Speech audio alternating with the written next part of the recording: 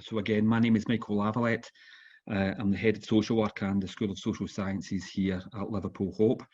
When we have these open day talks in real time at Hope University, what normally happens is that I start talking, and almost as soon as I start talking, a few other people join us, but I suppose that's easier to do when we're meeting virtually. So it's nice to meet you. Welcome to Liverpool Hope University, and welcome to this talk about social work at the university itself. Liverpool Hope University's social work team has been going for 15 years now. We have got a very successful programme. Each year we get, for the BA social work, we get in the region of 450 applications, and we've got 30 places.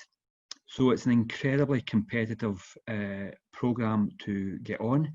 And what I want to do today is to talk through the principles of the programme, and also to give you a little bit of advice about what would help you to get through to both interview and then onto the programme, if that's what you wish to do.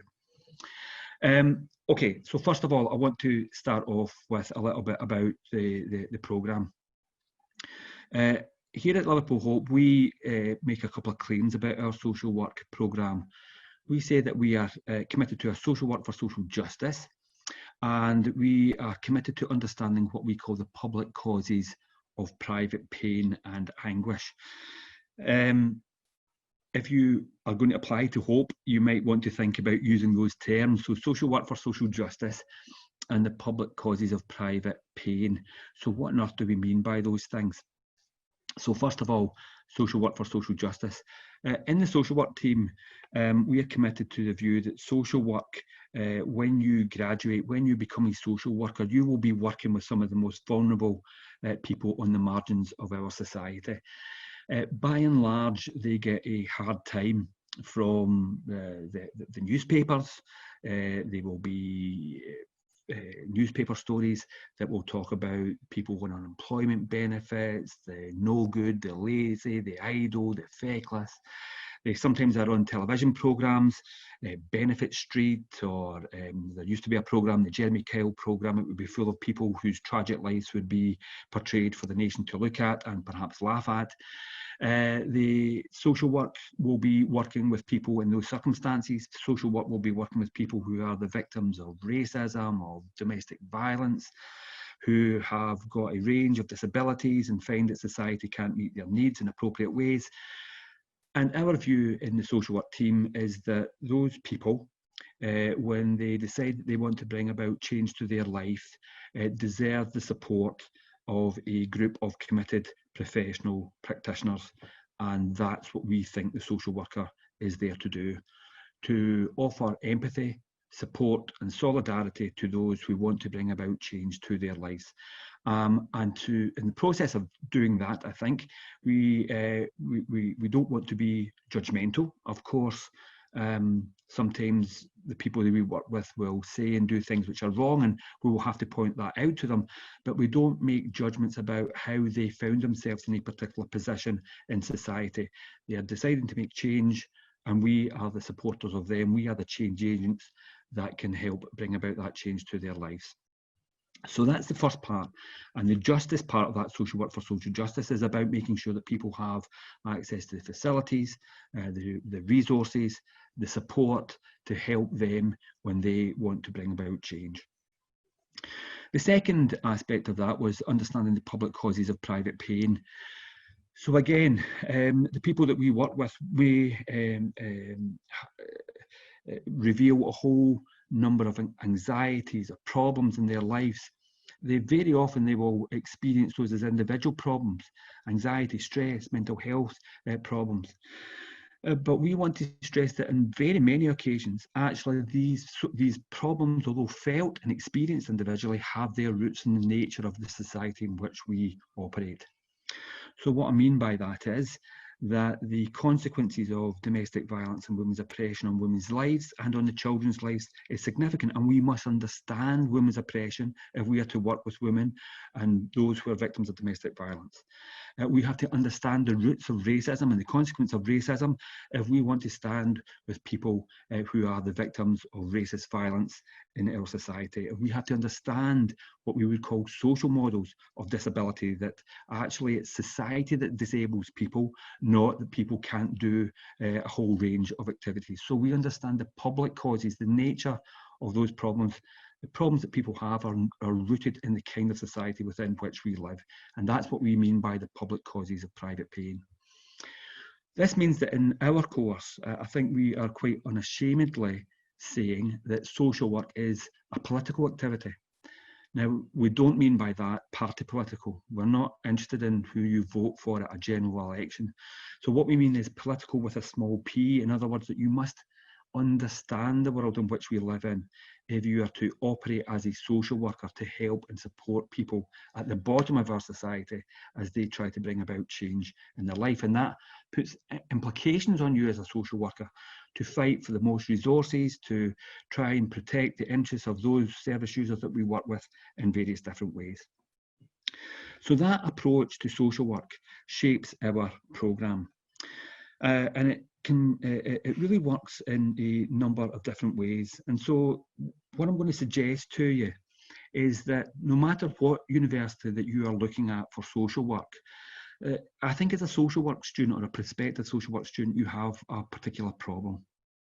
And that particular problem is that because social work is a regulated profession, it means that about 60 to 70% of what you do in any social work course will more or less be the same.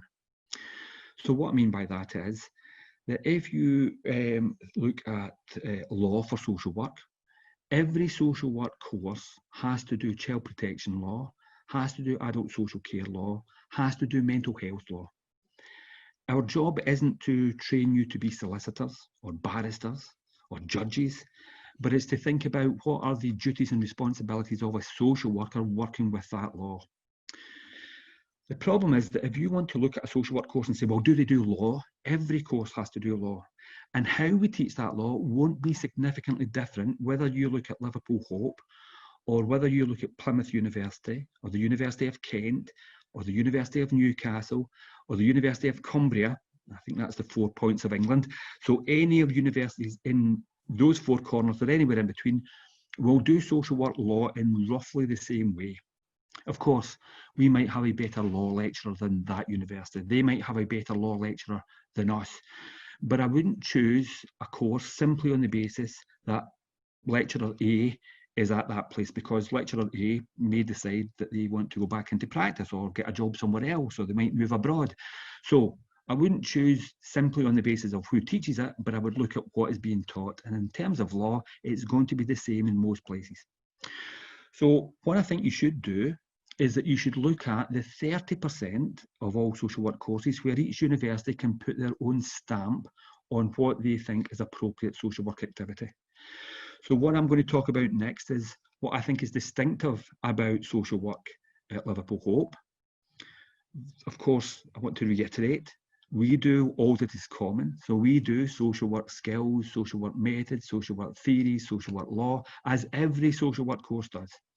But what I'm going to talk about is where we can put our own stamp on the kind of social work that we think makes an improvement to people's lives. So I'm going to concentrate on the 30% that makes us a little bit different. And if by the end you think, well, I quite like that picture of social work that Michael has drawn, then I genuinely believe that Liverpool Hope is the best place to come and do that. If, however, you think, I'm not quite sure, I'd rather do more on child protection or whatever, then it may well be the case that there are other universities that are more suitable for you for social work training. So today is genuinely about us telling you what our pitch is and you deciding if that matches with what your idea of social work should be about. So let me start off then. The first thing I want to say is about our notion of social work for social justice, because it has impact on the course all the way through the 3 years. The first thing is that it affects what we would teach as social work methods. So when I was doing my social work training many moons ago in the early 1980s, sorry, the mid 1980s, it was commonly understood that there were 4 social work methods, 4 key approaches to the social work task. And depending on the situation, you would enter the social work toolbox, choose the appropriate method, and carry out the work in that way. So those 4 methods were, first of all, individual work. Now, by individual work, what you mean is training to work with individuals and families.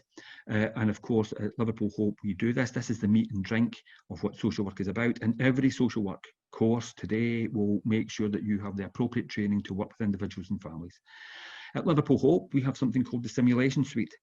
So Simulation Suite is a large interactive space where we can turn it into a kitchen, a bedroom, a living room.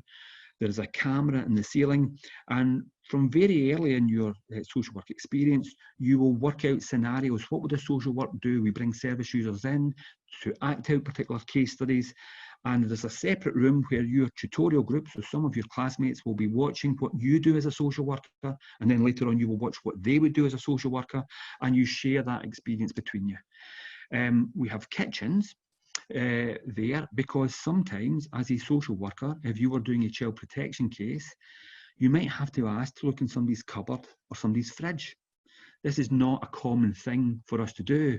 You don't normally go to somebody's house and ask to see their cupboards, but if you are doing a child protection case, and if one of the issues is about what's is perhaps about poverty of the family and what support they need, have they got enough food for the child, you may have to do that. We can turn that space into a bedroom, because you may have to go to the child's bedroom. You may not think about it, obviously, but if we are removing a child from a family, both the family and the child probably don't want that to happen. And it may be the case that the child will hide from the social worker because he wants to stay with mum or with mum and dad in that environment. And you may have to go and search the bedroom to see if the child is hiding before you remove. Not an easy thing to do, but better to try that out in the simulation suite before you do that in practice.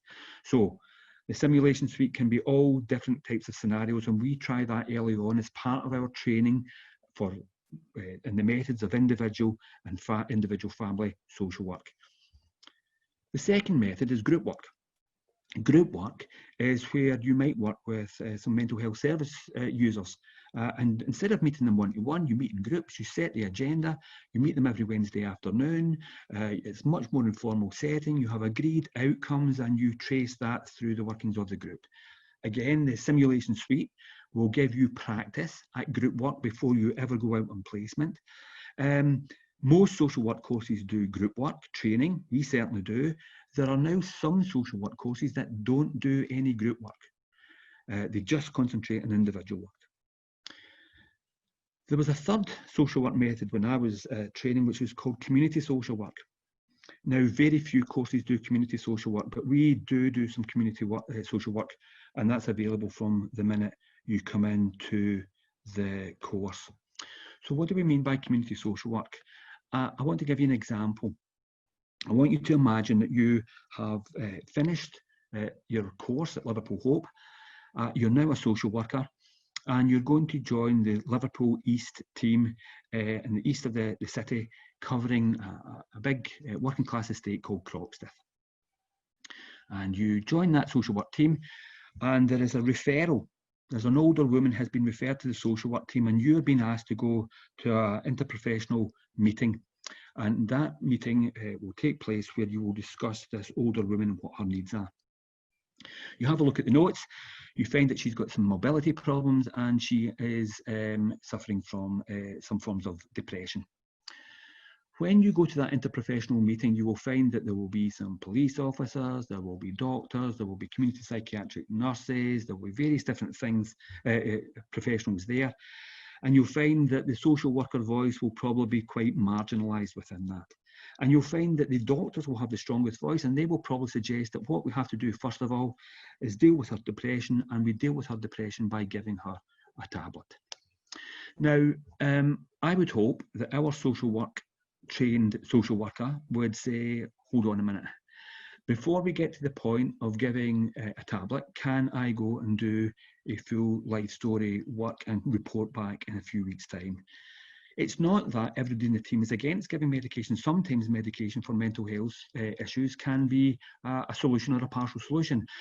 Some people in the team are against medication. Some are in favour of partial use, but we're all against, I think, using medication as if it was sweeties or Smarties to be handed out as the first point of a solution. So you go out and you meet this older woman, you look at her needs in terms of her support needs that she needs in the house. She may need a chairlift or a handrail to help her in and out the front door. She may need some adaptations to the kitchen or the toilet. And your job will be to assess what those are and to go back into your team and to argue for as much resource as possible to make her life as good or as possible and to improve her life condition. But the second part is about understanding her story. So can you understand her story? So the first thing you realise as you start to build up her life story is that she's on her own because her husband's died. She was married for 30, 40 years. She got married in 1962 or the early 1960s. Her husband worked in the docks, but her husband died a few years ago and she's been left on her own. At the point of marriage, heterosexual marriage, you usually find that men are older than women, but men have a shorter life expectancy than women. So it's not at all unusual for women to be on their own in later life. So she's not at all unusual in that, but she's on her own. Her husband has died. She's got 3 children, but her 3 children were growing up in Liverpool and going into adulthood in the early to mid 1980s. And in the early to mid 1980s, Liverpool was a depopulating city. In fact, it still is a depopulating city. So there was more people leaving the city every year than were coming to it. And Liverpool was a depopulating city from the 1980s because of the high rates of youth unemployment.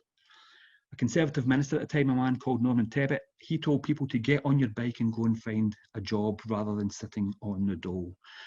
And her 3 children all went to look for work and ended up working in London.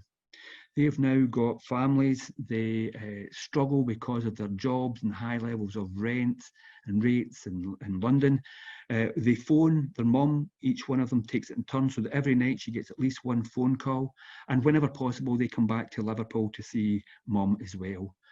But although she gets a phone call once a day from her kids and they try as hard as possible, the half-hour conversation finishes. And for the other 23 hours, 30 minutes, she's more or less on her own. That's not an uncommon story because of the depopulation of Liverpool and the fact that many people had to leave to get jobs in that period of time. She lives in what used to be called a council estate, and when it was a council estate, her husband worked in the docks, she knew other people, she knew her next door neighbours. But gradually through the 1980s, the council houses were sold off. They're now called social housing. She has a social landlord. The next door neighbours have changed quite a few times and she doesn't know them in the way that she used to know her old neighbours. She thinks she's got some young children, but she doesn't get out much. She doesn't go to put the washing outdoors. She struggles getting in and out, and she just has a nodding acquaintance with her neighbours. So she doesn't see them in the way that she used to have that notion of community. Again, the cause, the sell-off of council housing, the break-up of council estates, the privatisation of housing in that way has had that impact on many different people. As a consequence, she gets up in the morning, she really sees people, she struggles with her mobility around the house, and during the day she just watches daytime television, and life has really shrunk on her. And in that way, she feels quite isolated and she feels quite depressed. So, is the answer to give her an antidepressant, a tablet? Maybe for the short term. But is there something as a social worker that you can do? So I would like my social worker to propose that what you would do is, as well as getting the adaptations in the house that she needs, what we need to do is take her twice a week to an organisation called the Communiversity in Croxteth. So can we get a driver to pick her up on a Tuesday and a Thursday and take her to the Communiversity, which is a community-based project in the city, in Croxteth, where she can get a good, nutritious meal. So we know that she's been looked after and having a meal a couple of times a week. And after she's had her meal, she can stay in the community centre, she can talk to other people, she can watch some television, she can sing some songs or play some cards. And as she gradually does that, she might find out that there's somebody who goes there and that they both used to work in the same cigarette factory in Liverpool. Or that maybe that both their husbands worked in the docks and they can share stories. Or maybe that their children went to the same school in Croxteth and they can have some connection in that way. So by doing that, by bringing her out the home and taking her to that community project, can we start to rebuild her community networks in that way? And by doing so, can we overcome her isolation to some extent? That's more or less community social work. There's one final thing about community social work though, and that is the recognition that if there is one lonely, isolated older woman in Croxteth, there's probably other lonely, isolated men and women in Croxteth. So instead of getting a driver with a car, can we get a driver with a minibus? Can we pick more of them up on a Tuesday and a Thursday? Can we make it a Tuesday, a Wednesday and a Thursday? And can we get them together to have their cheap, nutritious meal and build that sense of belonging to a group and a community and overcoming their isolation in that way? And that's what community social work is about. It's about thinking community solutions that build community confidence and individual confidence as part of those networks.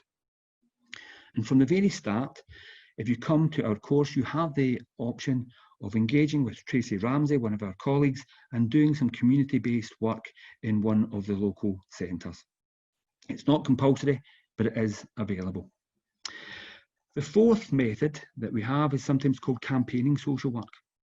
So campaigning social work, if we were to change our example, now our older woman, our older lady in the community, she's got some breathing problems, bronchitis. She thinks it's because her house is damp.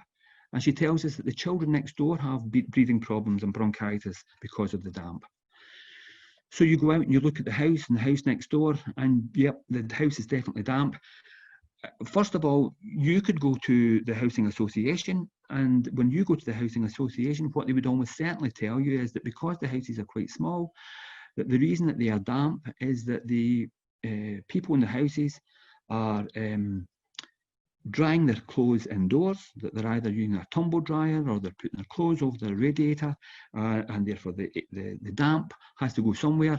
And so the solution for them is to turn their heating up full, to open their windows and to take their washing outside and dry it outside. I know that's what their answer will be, because that's the answer they have given me on several occasions when I've spoken to housing associations about damp problems. So campaigning social work would be to get that older woman and her next door neighbour to talk to the rest of the neighbours in the streets and to find out if they have damp problems.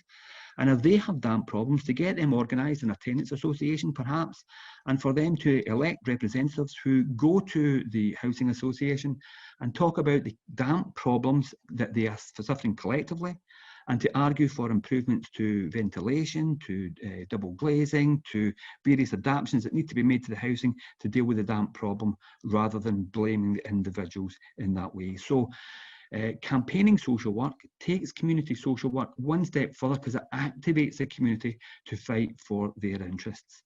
And again, if you were interested in doing that, you can do that with Tracy in that community setting from your first week. So we have those four methods. Those third and fourth methods, the community social work and the campaigning social work, are rarely available on social work courses these days. This is something that we offer uniquely. There's a number of other things that we offer that are really quite unique. The first one is that we don't believe that social work in England is the finished article, that it can't be improved in any way. And so whenever possible, we're going to look at social work in other jurisdictions. Now, there's a very obvious reason for that. One, I'm Scottish, and to be honest with you, I think social work in Scotland is slightly better than it is in England. But that aside, that's not the reason why we look at different jurisdictions. We look at different ways that they do social work in Scotland, in England, in Northern Ireland, and in Wales, and we look at where it's done better and where improvements can be made. But wherever possible, we also want to internationalise the curriculum, to look at how they do social work in South Africa or Australia or America. What can we learn from social work in those different jurisdictions? That's very important for us, and it also means that where we have options, we offer our students a variety of international experiences. And so I'm now going to tell you about some international experiences that we offer to all our students. The first one is that we are one of the only 3 universities in the whole of the United Kingdom that offer students on their first placement, so you do your first placement in your second year, a 70-day placement, and we allow you to do half of those, so 35 days, in an overseas setting. You can do that in Gambia or India or possibly America. We used to have America, and then when Donald Trump came, he said that student placements were working, you had to have a green card. So maybe if Donald Trump is no longer the president, we'll be back in America as well. So Gambia, definitely. India, definitely. Possibly America. And what you do in each of those placements is that you go to Gambia, you go to India, you go to America, you have experience of working in social work. So in India, you do either a child protection project or a disability project or a women's project or a gender violence project. And after 35 days, you come back to Liverpool and we try to find a very similar project in Liverpool. So for example, if you were doing gender violence in Chennai in India, you would do domestic violence in the Liverpool area. In America, it's homelessness and learning disabilities, and back to Liverpool for those projects. In Gambia, it is a mental health project, and back to Liverpool for a mental health project. So what we are asking and looking for is for people to experience how they do social work differently in different jurisdictions in different countries, and to bring that experience back into the class in their third year. It's a great experience for the student, but we also hope that you can share that with your classmates on return. There's a number of other experiences that we offer. Every summer we run a summer school to Turkey. This is run by one of our colleagues, Hakan, and in the Turkish summer school, social work students are a shared summer school with Greek, Turkish, Bangladeshi, and some students from the Indian subcontinent, all of whom then come for a week in Turkey and work around a particular topic. So this year, didn't take place because of COVID, but this year the topic should have been climate change. Last year it was refugees. The year before it was gender violence. And you each bring your own experience from your own jurisdiction, and you work with some groups in Turkey, mutual aid groups, voluntary sector organisations around a particular theme. That's very popular for our students because you have to pay the flight out to Turkey, but all food and accommodation is covered by the local state in Turkey, and some of our students then stay on for 3 or 4 weeks in the summer in Turkey and have a bit of a holiday. So that takes place every year. Every year between your second and third year, if you wish, you can also undertake a summer school which spends 2 weeks in the States looking at the mental health system in America. You're in a class with American social work students, and then you and the American social work students come back to the UK and spend 2 weeks together looking at the UK mental health system. This takes place between your second and third year, and you have to do an assessment at the end of it.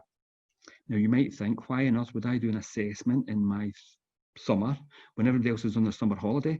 Well, it counts as one of your third year pieces of work early. So you do a piece of your third year work early, get it done over the summer, but it also gives you the opportunity to do that cross-national experience.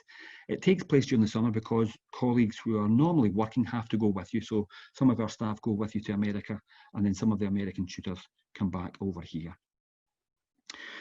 Every second year, we also run a trip to the Palestinian West Bank, where we take students. We have 2 days in Jerusalem, and then we go to live in refugee camps in a place called Tulkarm in the West Bank. We live with families, and we spend 13 days in total looking at a variety of youth projects, disability projects, older people projects, and how refugees have adapted to their life over the 70 years of their experience as refugees from Palestine. That trip is very popular, and we take a maximum of 25 students on that every second year. So American summer school, Turkish summer school, Palestinian trips, and then India, America, and Gambia as part of your placement. They're all available because we think that the international experiences really offer a really significant learning experience for our student and enrich your understanding of what social work can and should be about. So, final couple of things. International learning, commitment to social justice, the simulation suite for training. These are the things that I think make our course really quite unique. if you have listened to this and you think, okay, I quite fancy doing that kind of social work, I think I like what Hope offers, then I'm going to spend just the last few minutes talking you through what happens next. So as I said, we get about 450 applications each year. We start interviews in late November, December, prior to entry, and those interviews go through to the following March. We don't interview all 450. So the personal statement on your application is crucially important. That is what we will read to select whether we are going to invite you to interview. And on that personal statement, we want to know, what is it that has brought you to social work? What life experiences, what reading, what part-time work, what work experience, what is it in your life? Why have you decided that social work is the thing for you? Now, there's a couple of things I'm going to strongly advise you not to do. Sometimes what we find is that people think that they're hedging their bet, so they write the personal statement in a way which could either apply to teaching and social work or to social work and nursing. I think this is a terrible thing to do. You must make your mind up either for teaching or for nursing or for social work before you fill your application form in. Because in each of those professions, nursing, social work and teaching, those professionals, those people who are reading that will want to see that you have a long-term commitment to that profession.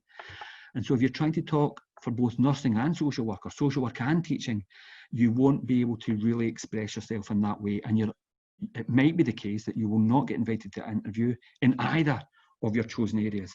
So you're not really covering the bases. I think you're more likely to rule yourself out. So make your decision before you write your application, which profession you want to do. And for us, that would be social work. And then tell us what it is about your life and your life experiences and your reading and your background that has brought you to the point where you think you want to train as a social worker. If you definitely want to come to Hope, you might want to think about your commitments to social work and social justice, and you might even want to use that phrase, because that would be something that we would pick up and put in. It wouldn't stop you getting an interview anywhere, but it would certainly be a highlight that we would pick up on at that stage. Assuming that you get through that stage, you will then be invited to interview. An interview, as long as we are back face-to-face, you'll be invited to interview at Liverpool Hope University, and the interview day will be made up of several points. First of all, you get an introductory talk. Secondly, you have to do a written assessment. This is a national social work requirement, so there is a case study scenario. I can't tell you what that scenario is, but what I can tell you is, please read the scenario fully. The scenario sometimes starts off by talking about a child is in difficulty or a child is in problem, there's a family problem, and a number of people just then talk to us about child protection issues. But if you read that scenario, there will be issues about children, about family, there might be issues about poverty or overcrowded housing, and they would all be social work issues. So please read it fully and list all the social work issues that you see in the case study. We'll ask you about your values in the written assessment, and we'll ask you about what you think makes a good social worker. You'll then have a group interview. Now, the group interview can be quite difficult for people who have not really used to that, but the group interview will be made up of 2 questions, each of about 15 minutes in length. So you'll go into a room with about 10 other applicants. There'll be 2 assessors, a member of staff and a member of our service user team, and they will tell you what the question is and they will leave you to talk. Now, it's really important that you say something, because if you don't say anything, you don't get any points. So the first question will probably be something that's in the news at that point in time. So it might be about COVID, or it might be about Black Lives Matter, or it might be about refugees, or it might be about welfare cuts, or something of that nature. And the second one will be something more specifically about social work. I know it's very difficult, but if I had some advice, I would prepare myself, if I was you, to try and answer the question first. Because what you will find is that everybody will be incredibly nervous and everybody will look at everybody else. But if you can work up the courage and prepare yourself beforehand to answer that question first, no matter what that question is, you will set the agenda. So, for example, you'll be told what the question is. you could prepare to say something like, I'm really nervous, but I'm sure we all are. Will I go first and try and answer that? I think it might be this, whatever it is. What you will find then is that the next person to speak will speak back to you, will answer you. And so you'll get another chance to say, well, thanks very much, that's not quite what I meant, or, oh yeah, no, I agree with you, that's what I was saying. So you'll get a second chance to speak. Then somebody else will speak, and somebody else will speak, and you'll find that they will probably refer back to you. Now you can pause. You know, if you've spoken a couple of times, you could also get fantastic number of social work points, if you like, by saying, well, I've spoken twice, but I noticed that you haven't spoken. You know, as you point to somebody in the corner, you haven't spoken. Would you like to say something rather than me hog the limelight? Because what we're looking at is not only have you answered, are you competent enough to answer, it's how did you relate to other people? Did you listen to other people? Were you nodding when they were speaking? Did you try to bring other people in? That's what the group assessment is all about. So try to think of those skills in your group assessment. And then finally, you'll have an individual interview with a service user and a member of staff. I can't tell you what the questions are, but the first one, if you think about it, it won't be that different from going for a job. So if you were going for any job, the first question usually is, why do you want this job? So why do you want to be a social worker? And then there's several other questions that we ask, but the last one, if you think about it, is going to be on, well, why do you want to come to Hope? I can't answer that for you just now, but please don't do what somebody did when I was asking that question a few years ago. Their answer was, well, I really struggle getting up in the morning and I just live around the corner. That's not going to get you many points in terms of a reason for coming to Hope. So what we really are looking for you to say is, well, I've looked at the website, I've looked at the staff, I'm really interested in mental health, and I see that Rich Moth, Philomena Harrison do research in mental health, or I'm really interested in child protection, I see that Wendy Coxall does, and Kelly Thompson do research in that area. I'm really interested in LGBT rights, I see that Scott Massey and Rona O'Brien do work in that area. So we want you to, whatever your interest area is, we want you to sort of show that you've looked at the website. I've looked at the website, I'm really keen on the international aspect. I know that Michael takes field trips to Palestine, or whatever it is that you want to do, but have a reason that relates to why you want to come to Hope.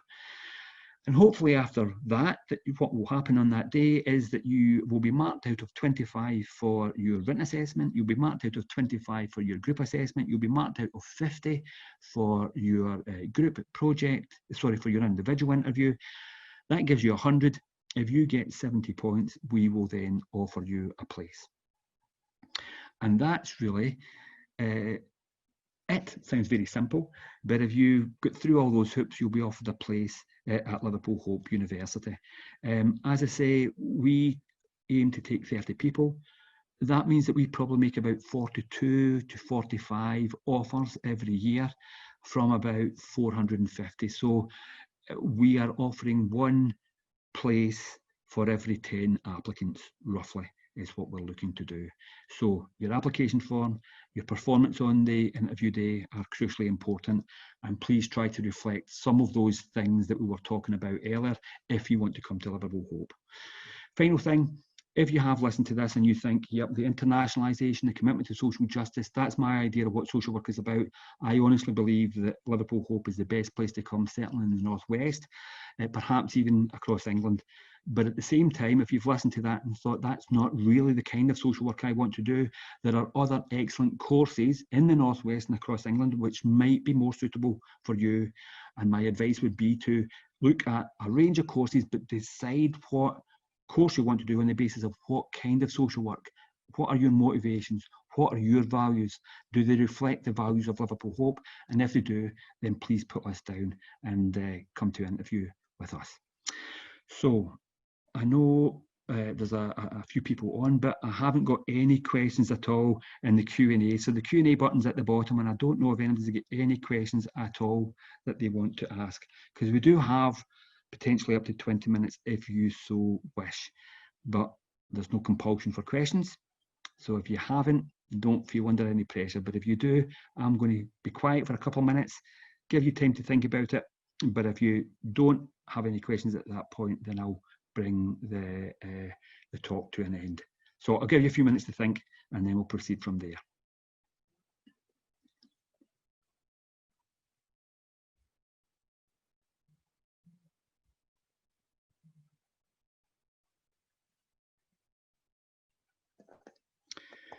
You've all been very good. The one question that I usually get asked is, what about bursaries? I don't know if that would be of interest to anybody. But at the moment, social work does bring limited number of bursaries. Social work students on BA programmes don't qualify for a bursary in your first year, but from second year, bursaries are there for placements. In second year, you do 70-day placement. In your third year, you do 100-day placement. And at the minute, the government provides bursaries for second and third year students. As I say, we're looking for 30 to 35 students on our course. And this year, we have 33 bursaries available. So that might have been a question that you wanted to ask. Good, a question.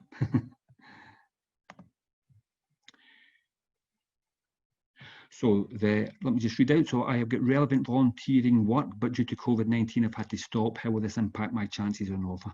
Good question. So look, at Liverpool Hope, when you look at a number of universities, in terms of experience, some universities say we expect 500 hours or equivalent amount of experience. Liverpool Hope doesn't do that. We're not interested in the quantity of hours. We're interested in the quality of what you've done and what you make of it. Let me give you an example by this. You could have more than 500 hours working in, for example, Meals on Wheels, and the various names that they're called. Now, back in the day, if you were delivering meals to an older or more vulnerable person, you would take the meal in, you would chat to them, you would be doing some cleaning in their house, you'd be talking to them, you would build up a relationship with them, you would maybe spend an hour with them, and then you would go on perhaps to a second and maybe a third person. Of course, those services have been privatised. So what happens now is that you sort of rush in, you take the vacuum round, as you throw a sandwich at them, you ask them if they're okay, and then you leave them behind, you shoot out the door. The minute you go out the door, your employer stops your clock. You have to then get to your next place, the clock turns back on, you do the same and that, and you may have 7 or 8 visits in a day. So several hundred hours of that experience doesn't necessarily make you a good social worker. If that is your experience, however, and you write saying, this is what I've done, but this is not what I think good social work should be about. Social work should be about establishing relationships, and I've been shocked by what happens in the privatisation. That would be a good way to write about that. But the hours on and of themselves don't provide necessary evidence. So we are not looking at quantity, we're looking at quality. What have you done? What do you make of that experience? And what do we count as experience? Well, it could be paid employment. It could be volunteering employment. It could be that you have been a carer. It could be that you have worked for somebody like Citizens Advice and you've been offering people advice and guidance around benefits. It could be that you've been in a workplace where you have represented people as a shop steward. It could be that you are involved with a church and you're doing volunteering in a youth club. We would count all of that. But what we would want is, what is it about that experience that has brought you to an understanding of the world and made you think, you know what, I want to go down the social work track. So specifically in your question, yep, COVID has stopped some volunteering, but think back on what you were doing before you were stopped by COVID, what you liked about it, what you thought could be improved, why it convinced you that this was the route that you wanted to go down, and how it convinced you that you want to go onto a social work course. Let me see, I think that's the only question. I thought I did another one. Okay. So if there are no more questions, I'm then going to bring the discussion to an end. Thank you very much for your time. I hope you have enjoyed the talk. I hope you have got the answers to the questions that you are thinking about social work at Hope, and I hope you decide to apply to Liverpool Hope. If it's the kind of social work that you think is right and proper, then please do, and we'd love to see you. Please fill in the form, as I said. Let's hopefully get you to interview, and if you're at interview, I'll see you at some point from November through to March this coming academic year. Thanks very much.